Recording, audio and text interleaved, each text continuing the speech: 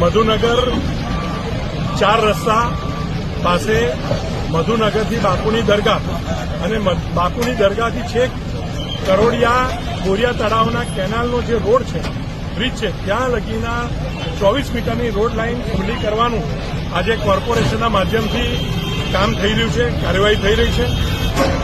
અનેક નાના મોટા દબાણો જે આ વિસ્તારમાં થયા હતા એને દૂર કરવાનું કામ થઈ રહ્યું છે. બાપુની દરગાહથી છેક બોરિયા તળાવ કેનાલ બ્રિજ સુધી આખો રોડ 24 મીટરનો કાર્પેટ બને, બંને બાજુ પેવડ બ્લોક લાગે અને લોકોની સુવિધામાં વધારો થાય.